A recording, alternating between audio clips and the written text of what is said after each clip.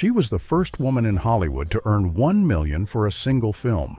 By 26, Jean Harlow had it all and then lost everything. Her love life was tabloid gold. Her death sparked rumors that still haven't died. Was it talent, timing, or something else that got her there? Let's find out how the blonde bombshell rose fast and fell even faster. Early life in Kansas City. Jean Harlow was born Harleen Harlow Carpenter on March 3, 1911 in Kansas City, Missouri. Her father, Montclair Carpenter, worked as a dentist. He provided a steady income and a secure home. Her mother, Jean Poe Carpenter, had different priorities. She was ambitious, emotionally intense, and focused on her daughter's future from the moment she was born. People close to her said she believed her daughter was meant for something more than just an ordinary life. Harleen grew up in a comfortable, middle-class environment. Her father's profession paid well enough for them to live in a decent neighborhood, own a modest home, and afford private schooling. The house had a piano, framed photographs on the walls, and polished furniture that reflected the family's pride in their image. Her mother was a traditional homemaker at first, but she was never satisfied with the quiet, domestic life. She spent more time daydreaming about what Harleen could become than settling into Kansas City routines. Their marriage didn't last. When Harleen was around 8, her mother took her and left Montclair. The official divorce came later, but the separation changed everything. Jean Poe moved back in with her parents, and Harleen followed her into a home filled with stricter rules and closer supervision. Her grandfather helped support them financially, which allowed Harleen to continue attending good schools, even as her family situation shifted. Her mother was firm about appearances. She dressed Harleen neatly, combed her hair into curls, and made sure she behaved politely in public. As a student, Harleen was bright but not especially focused on academics. She attended the Miss Barstow School for Girls in Kansas City, where she was taught social graces, posture, and how to present herself with confidence. She wasn't a standout scholar, but she was popular among classmates and known for her charm. She liked to talk, laugh, and keep things light. Later, she was sent to Ferry Hall in Illinois, a more formal boarding school, where she was expected to follow rules and develop discipline. She stayed there for a while, but didn't finish her studies. At home, her mother controlled most aspects of her life. Harleen didn't make many decisions on her own. Her mother chose her clothes, approved her friends, and directed her behavior. The relationship wasn't abusive, but it was strict and planned out. Her mother believed in shaping her into a polished young woman. Her father didn't play much of a role in her life after the separation. They stayed in contact occasionally, but her mother didn't encourage a close relationship. Montclair stayed in Kansas City and continued his dental practice. Meanwhile, Jean Poe began thinking about California. She started planting the idea that they could move to Los Angeles, where the weather was better and the future seemed more exciting. At first, it was just a conversation, but over time it became a plan. Harleen didn't grow up wanting to be an actress. She didn't perform in local plays or chase movie dreams. Acting wasn't even part of her life until she was already in her teens. Her early years were spent attending school, following routines, and trying to meet her mother's standards. She had friends, but not much freedom. She was close to her mother, but not in the typical parent-child sense. It was more like she was being trained for something her mother hadn't fully explained yet. By the time she was a teenager, the quiet life in Kansas City had started to feel small. Her mother wanted more, and that meant packing up and heading west. Teenage marriage and moved to Los Angeles. And here, everything changed faster than anyone expected, starting with a whirlwind romance that would take Jean from boarding school straight into marriage. She was only 16 years old when she got married to Charles Fremont McGrew, a young heir who had recently come into a large inheritance.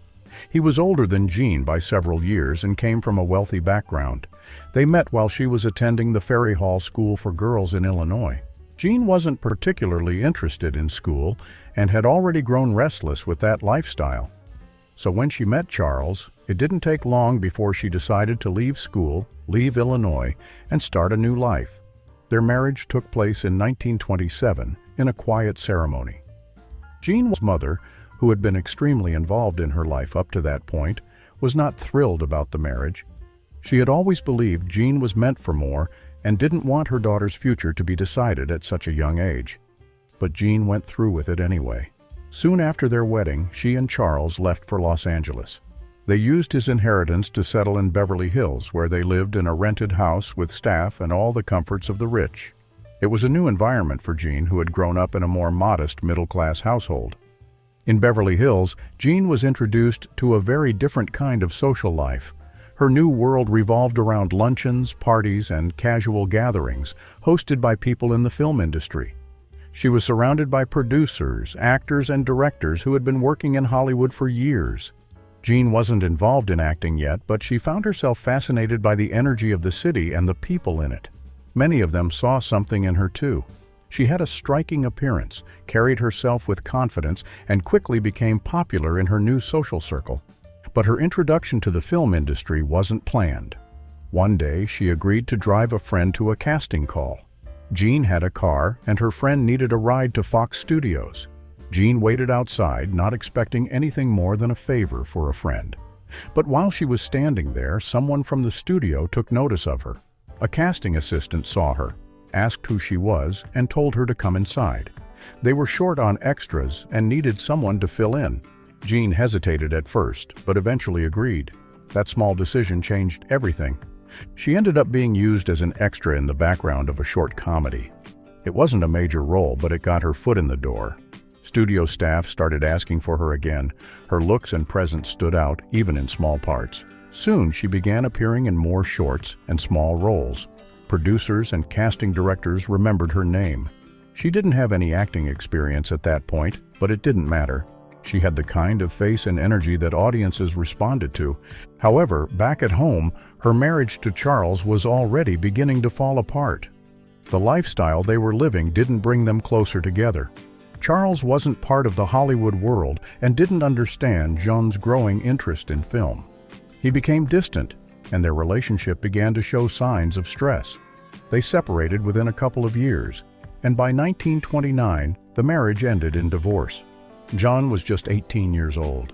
Though she didn't enter Hollywood with any clear plan or formal training, she was becoming familiar with how the industry worked. She was learning how to speak, pose, and perform for the camera. Casting directors saw her potential and kept offering her more work. Becoming Jean Harlow. At the time, her name didn't match the image the studios wanted. Harley and Carpenter didn't sound like a screen star.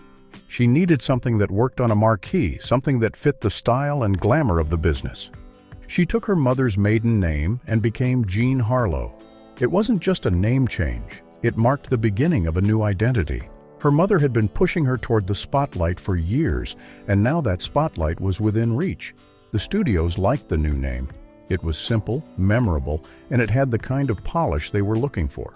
The studios also had ideas about how Jean should look. Her natural appearance didn't fit their plans, so they made changes. Her brown hair was dyed a striking shade of platinum blonde, using a dangerous mixture of peroxide and ammonia. That became her signature. The pale hair, pale skin, and bright red lips created an image that photographers and filmmakers loved. It set her apart from other actresses of the time. She also changed the way she dressed and carried herself in public. Her style became more exaggerated, more dramatic. People stared when she walked into a room, and that was exactly the reaction the studios wanted. Her early professional break came when Hal Roach Studios offered her a contract.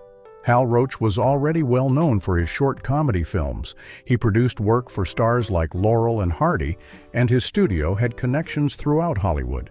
Roach wasn't looking for another dramatic actress. He needed someone who could add energy and presence to his projects, even in small roles. Jean fit what he had in mind. She was still new to the business, but she listened, learned quickly, and worked hard. That made her stand out to directors who were used to dealing with ego or inexperience. She wasn't carrying entire projects yet, but her name started appearing in trade magazines. People began asking who the new blonde was. That attention started to matter. Producers took notice. The industry worked fast, and one good part often led to another. Jean's reputation started to grow quietly behind the scenes before the public had any idea who she was. During this period, she was still figuring out her strengths. She hadn't yet developed the screen persona that would later define her career. But her look, her timing, and her willingness to do the work made an impression. Hal Roach gave her just enough visibility to move her into more serious roles. She wasn't a star yet, but she had momentum. Jean Harlow had arrived in Hollywood almost by accident, but by this point, it was clear she wasn't going to fade quietly. Breakthrough in Hell's Angels. And then, in 1930, Jean Harlow landed the role that changed everything. She was cast by Howard Hughes in his ambitious World War I aviation film Hell's Angels. The project had already been in the works for years and was originally planned as a silent film. But after sound took over Hollywood, Hughes decided to convert the entire production into a talkie. That meant he needed a new female lead, someone with both a striking presence and a voice that could hold up on screen. He saw something in Jean Harlow that made him take the risk. She was still new in the business, and this was a huge opportunity. Hughes gave her the part after the original actress, Greta Nielsen, was let go due to her accent. Jean stepped into the spotlight almost overnight. Her screen time in Hell's Angels wasn't long, but she didn't need much.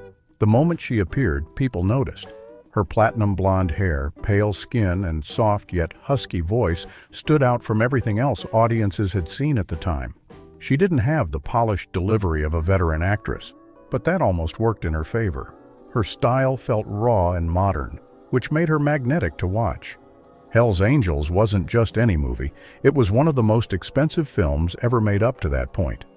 Hughes had poured a fortune into it, mostly on aerial stunts and cutting-edge effects. But Jean Harlow's appearance became one of the biggest talking points once the movie hit theaters. People came for the action, but they left talking about the girl with the bleached hair and bold delivery. Her line, "Would you be shocked if I put on something more comfortable?" was quoted and repeated everywhere. The press called her provocative, daring, and fresh. She wasn't the typical romantic lead, and that was exactly why audiences paid attention. Even her fashion in the movie, with low-cut gowns and silky fabrics, helped shape what became the Harlow image: sleek, glamorous, and slightly dangerous. Her voice also became part of her appeal. At a time when sound was still new in movies, many silent film stars couldn't transition. Their voices didn't match their on-screen persona, or they couldn't adapt to speaking lines. Jean didn't have that problem. Her voice was deeper than expected, almost smoky, and it gave her a distinct presence. People remembered how she sounded. She didn't try to sound overly refined or rehearsed, and that made her lines even more memorable. It made her seem modern, like someone you could imagine actually existing off-screen. After Hell's Angels, she was no longer just another extra or background performer. Her name began appearing in movie columns and studio reports. She got fan mail. Studio executives started noticing how quickly audiences responded to her. Critics weren't always kind about her acting, but they couldn't ignore how strong her screen presence was. She made an impression that stuck.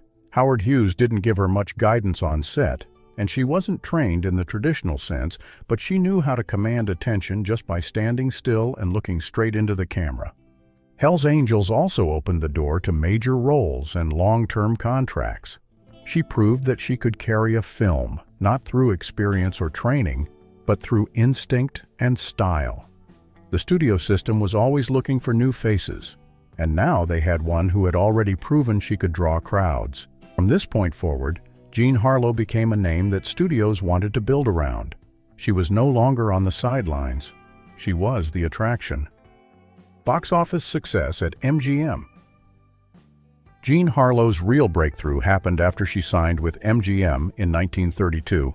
Her earlier work had made her famous, but MGM turned her into a certified star. One of her first major films under MGM was Red Dust, released in 1932. She starred opposite Clark Gable, who was already a leading man. Their on-screen chemistry was instant. Harlow played a bold, wisecracking woman named Vantine, who ends up stuck on a rubber plantation in the middle of a tropical storm. The role gave her a perfect platform to show off her screen presence. She wasn't just standing there to look good. She had strong lines, clever delivery, and a sense of fun that felt natural. Audiences loved how she handled herself in the scenes, and Red Dust became a major hit. The pairing of Harlow and Gable worked so well that MGM repeated it in other films later. In 1933, she starred in Dinner at 8, a multi-character drama that brought together a full cast of MGM's best-known actors. Even in a film filled with big names like Marie Dressler and John Barrymore, Harlow stood out. She played a social climbing trophy wife named Kitty Packard. Her performance had a sharp edge but was still funny. She wasn't playing a soft or sweet character. Kitty was loud, flashy, and brash. Jean handled it with full control, using both her comic timing and her ability to dominate a scene. That same year, she took the lead role in Bombshell. The film was based loosely on the life of actress Clara Bow, and it worked as both a comedy and a look at how Hollywood treated its stars. Harlow played Lola Burns, a movie star who's tired of being treated like a sex symbol and wants to live a quiet, respectable life. In many ways, the character mirrored some of Jean's real frustrations with how the press and the studio handled her image, but instead of being bitter, the film turned it into a comedy. Harlow showed she could carry a whole film on her back. She jumped between outrage, sarcasm, desperation, and slapstick comedy without missing a beat. Critics who had once dismissed her as just a pretty face started to admit she had real skill. By the mid-1930s, Harlow had become one of the highest-paid women in Hollywood. Her contract with MGM paid her a weekly salary that far exceeded what most Americans earned in a year. She reached a point where she could command top billing and receive tailored scripts. She was the first actress reported to earn $1 million for a single film. That figure, while often debated, reflected how valuable she had become to the studio. Her name alone was enough to guarantee box office success. But just as she reached the peak of her fame, everything around her had started to quietly unravel. Marriage to Paul Byrne. In 1932, Jean Harlow married Paul Byrne, a man who didn't look like the typical match for one of Hollywood's most magnetic stars. He wasn't handsome in a movie star way, nor was he flashy like the actors she shared the screen with. Byrne was quiet, intellectual, and known around MGM as one of the more serious and private producers in the business. He had a reputation for being thoughtful and reserved, someone who preferred the background rather than the spotlight. But for reasons not entirely understood by the people around them, Jean seemed drawn to him. Maybe it was his calm energy, or maybe it was the way he didn't treat her like a commodity. Either way, their romance moved fast. They married in August of that year in a small and private ceremony held at Paul Byrne's home. It wasn't a grand Hollywood wedding with magazine spreads and studio press coverage. It was quiet, almost too quiet for a couple that had become such a curious pairing. Paul Byrne was nearly 20 years older than Jean, and his personality couldn't have been more different from hers.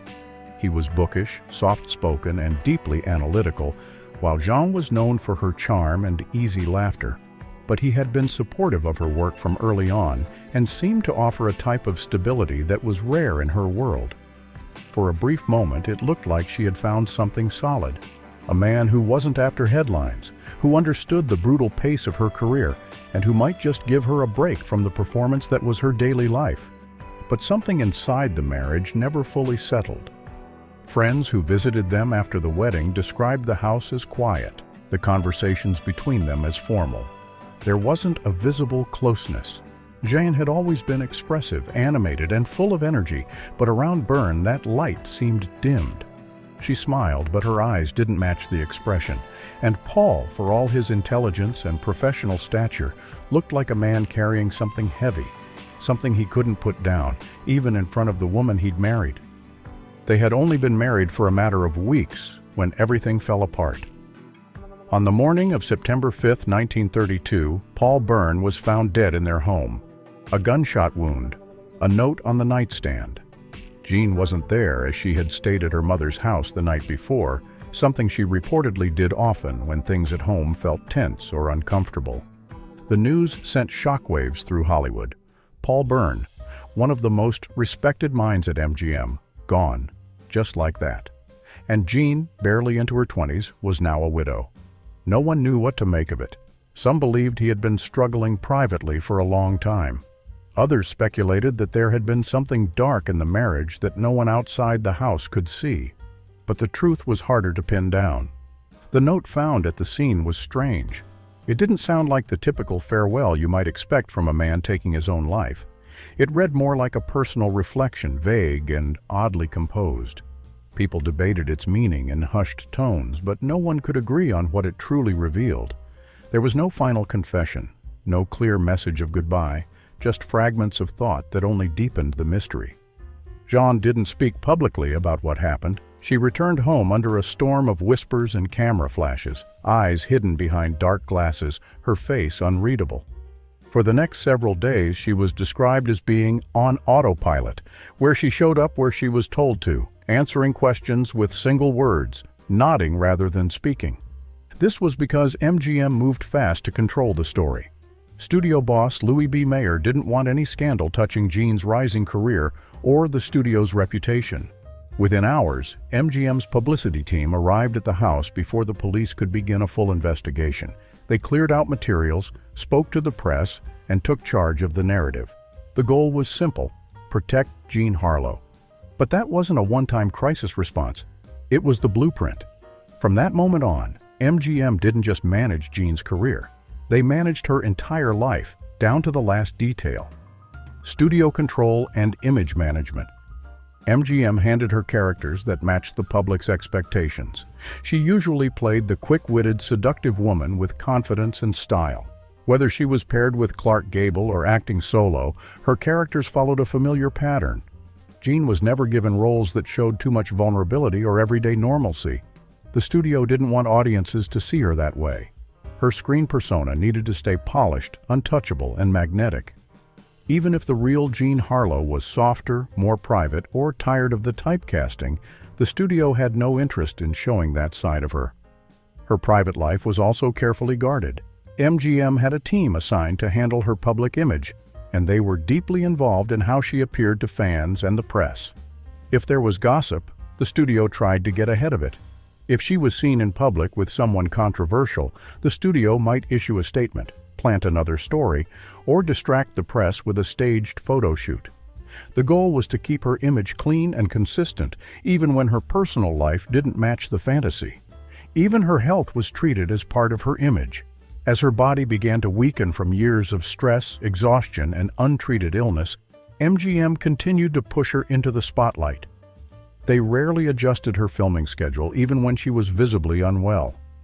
Jean worked long hours on set, went straight into costume fittings, attended press events, and showed up for staged photo shoots.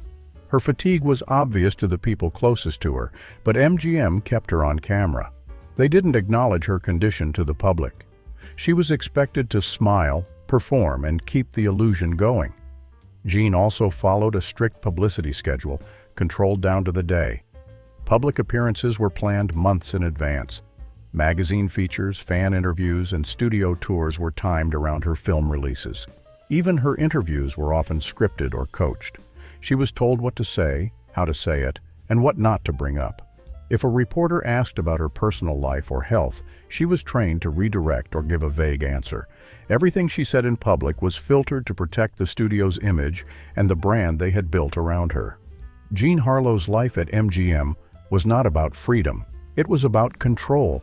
Every part of her career, what she wore, what she said, who she dated, and how she worked, was managed to serve the studio's interests. And while the studio controlled her every move on screen, it was her off-screen life, especially her romantic entanglements, that the public couldn't stop obsessing over. Rumored relationships. She was often linked to powerful men, and her name regularly appeared in headlines that had little to do with her acting. Two names stood out among the rest: Clark Gable and Howard Hughes. Both men had strong public images and were fixtures in the industry, which made any rumored connection with Jean Harlow more intriguing to both the press and the public. Clark Gable and Jean Harlow worked together on several films, and their chemistry on screen was unmistakable. They had an easy rapport and looked comfortable together in publicity photos. Reporters often described them as spending time on and off set, leading to stories that their relationship had gone beyond the studio lot. Some people believed Gable was secretly in love with her, though he was married during most of the time they were working together. They were seen dining together, sharing jokes during breaks, and occasionally spotted outside of professional events. But there was never any public confirmation from either of them. Their studios, especially MGM, carefully controlled their images and refused to acknowledge the gossip. Howard Hughes had already made his mark as a film producer and aviation tycoon. Hughes was known for surrounding himself with glamorous actresses, and Jean Harlow fit that profile. After the success of Hell's Angels, his name became frequently attached to hers. People said he was obsessed with her, calling her constantly and sending expensive gifts. Some claimed he tried to sign her again after she moved to MGM, but she had already become a top star by then and was no longer under his influence. Though their supposed involvement was never made official, the rumors persisted for years. Hughes was known for being private and controlling, and that only added to the mystery around whether the two had any real relationship beyond business. Jean's connection to William Powell was more publicly visible. Powell was older, more reserved, and very different from the flashy figures Harlow had been linked to in the past. They were often photographed together at Hollywood events and even vacationed together, including a widely reported trip to Lake Tahoe. Though the press at the time assumed they were headed toward marriage, they never married. There were no scandals attached to Powell the way there were with others, but even that relationship was never fully explained to the public. The studio avoided giving straight answers about whether they were engaged or just close companions. Powell was known for being discreet, and Jean had already learned the dangers of letting too much of her private life get exposed. It's likely the lack of drama around their relationship helped protect both of them from more intense media pressure. Despite all the efforts, gossip columns couldn't leave her alone. She was young, beautiful, and famous. That made her an easy target for speculation. Anytime she was seen in public with a man, stories followed. Reporters wrote about mysterious phone calls, late-night visits, and secret rendezvous. None of it was confirmed, but readers didn't care. Her name on a headline sold magazines and filled radio airwaves. Even after her death, some of these rumors continued to circulate, often based on second-hand stories or anonymous sources. Physical toll of fame. Jean Harlow's image came with a price, and much of it showed up on her body. One of the most striking things about her was her bright platinum blonde hair. It became her signature look, but keeping it that color wasn't easy or safe. The process involved a mix of hydrogen peroxide and ammonia, two strong chemicals that don't belong anywhere near human skin on a regular basis. There were no safe hair dyes back then like we have today. Her hairdresser would apply the mixture directly to her scalp, and it had to stay on long enough to remove all traces of yellow. She went through this bleaching routine almost every week. Over time, the chemicals took a serious toll on her scalp. Her skin was often red and irritated, and at times the damage was visible under studio lights. She began losing strands of hair. The constant bleaching caused breakage and thinning, but stopping wasn't an option. The studio expected her to maintain the look that made her famous. That platinum hair was part of her contract, and it was heavily featured in every film poster and publicity photo. So even though it was damaging her physically, she kept going. Makeup was another part of her appearance that wasn't easy on her body. Heavy powder, dark mascara, and bright lipsticks were applied every day, often under hot lights. Back then, makeup products were loaded with harsh ingredients, including lead and mercury. The makeup wasn't removed gently either. Harsh removers and constant scrubbing wore down her skin, especially around the eyes. Photographers expected her face to look flawless at every angle. The result was ongoing skin irritation and a face that aged faster than her years, even though she was still in her 20s. Food and sleep were rarely consistent. She ate quickly between takes or skipped meals altogether. Long hours on set made regular eating impossible.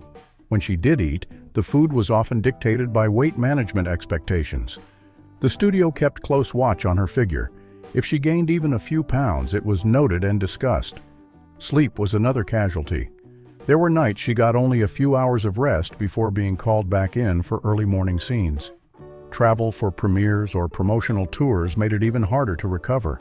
Soon, the pressure to maintain her looks, her figure, and her schedule started affecting her health. She began to experience constant fatigue. Some days she would show up feeling dizzy or nauseous, but still had to perform. Over time, her immune system weakened. Minor illnesses stuck around longer, and she didn't bounce back the way she used to. During the filming of her later movies, crew members noticed that she looked pale and moved more slowly. She would sometimes rest between scenes, lying down in her dressing room just to get through the day. Doctors were called more frequently as her symptoms became harder to ignore. She dealt with ongoing pain, fever, and exhaustion, but she was expected to keep working. The studio had money on the line and deadlines to meet. Even as her body began to shut down, there was pressure to smile for the cameras and deliver her lines as if nothing was wrong. Health decline. And as expected, during the filming of Saratoga in May 1937, Jean Harlow suddenly collapsed on set.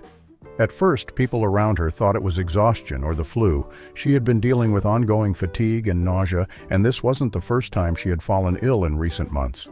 But this time felt different. Crew members noticed her face was swollen, her breath had a strange odor, and she couldn't keep anything down. She was rushed home and placed on bed rest, but her symptoms quickly worsened.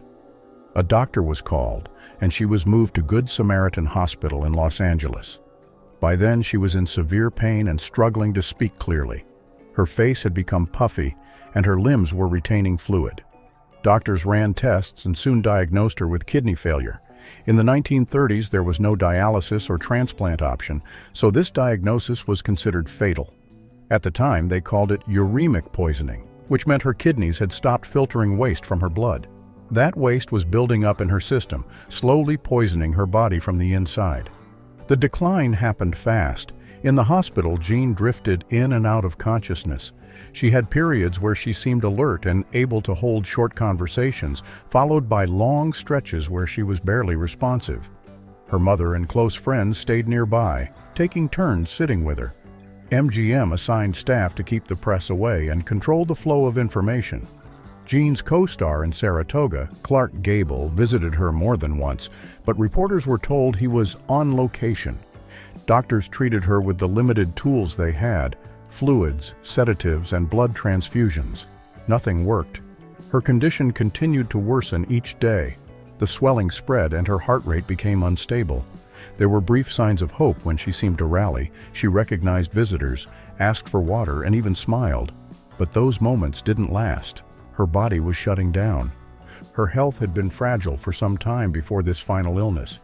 In the previous year, she had suffered from frequent colds, recurring fevers, and what had been dismissed as stomach bugs. Some medical historians believe she had undiagnosed scarlet fever as a child, which may have weakened her kidneys early on. That, combined with the physical demands of film shoots and her restricted studio diet, may have made her condition worse. The constant use of peroxide and ammonia to bleach her hair had also affected her immune system. She had been dealing with low energy, headaches, and stomach pain in the weeks leading up to her collapse, but she kept working through it. The pressure to stay on schedule and maintain appearances likely kept her from seeking proper treatment sooner. Jean Harlow died on June 7, 1937, at 11:37 a.m. She was 26 years old. The official cause was listed as cerebral edema, brought on by kidney failure. Her death shocked the film industry and devastated her fans.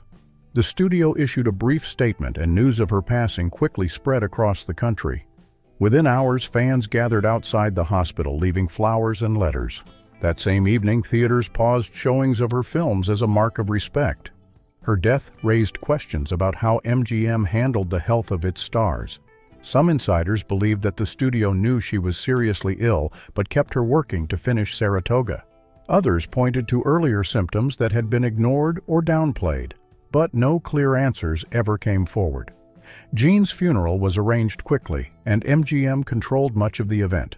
She was buried in a white gown from one of her films, laid to rest in a private mausoleum at Forest Lawn Memorial Park. The production of Saratoga was nearly complete at the time of her death. MGM finished the film using a stand-in and voice doubles for her remaining scenes. The movie was released just weeks later and became a major box office success. Audiences filled theaters to see her final performance, knowing they were watching the last moments of a star whose career had ended just as it had reached its peak. Her passing left a gap not only in the industry, but also in the tightly controlled Hollywood studio system that had built her into a star. She was gone at just 26, and what followed was a slow unraveling of the life she had worked so hard to create. But behind closed doors, one final twist was still waiting to surface. Estate disputes. You see, Jean Harlow left behind a fortune, but no will. She was only 26, and no one had expected her to go so suddenly. Her estate became the center of a messy legal battle that dragged on for years. Without a legal document to divide her assets, people close to her, especially her mother and her third husband, fought for control. As the legal system tried to sort out the truth, new problems emerged. Jean had earned a massive income during her short but powerful film career. At one point, she was one of the highest-paid actresses in Hollywood. Her contracts were generous, and her name alone brought in millions at the box office. But behind the glamour, her finances were a complicated web. Some of her earnings were tied up in film contracts that were still active. Others were in joint accounts with her mother.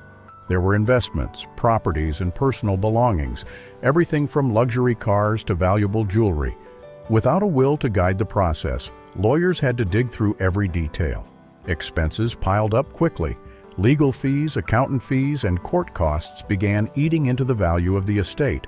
What started as a sizable fortune began to shrink with every passing month. The longer the case dragged on, the more it cost. There were disputes about who had handled her finances during her lifetime. Some questioned whether Mama Jean had mixed her own funds with her daughters. Others believed Harold Rawson had no business making any claims at all. Every accusation led to more paperwork, more delays, and more fees. Complicating things further, there were tax issues. Jean had been paid huge sums for her roles, but not all of her tax records were in order. The IRS got involved, demanding back taxes on portions of her income. Her estate owed tens of thousands of dollars, which had to be paid before any other distributions could happen. That meant even less money was left to divide once the government took its share. There was no clear winner in the end. Mama Jean gained control of some of her daughter's possessions, but not without conditions. Rawson was awarded a portion of the estate as her legal husband. Other relatives and former associates tried to file smaller claims, but most were denied or settled for small sums. What should have been a secure and powerful legacy turned into a drawn-out legal mess that frustrated everyone involved. The estate that Jean had built through years of hard work and on-screen success became a lesson in what happens when no legal plan is in place. Even with fame and fortune, without a signed will, decisions were left to courts and lawyers. The result was a divided estate, lost wealth, and a battle that stretched on long after the cameras stopped rolling. She left behind films, photographs, and rumors that never truly faded.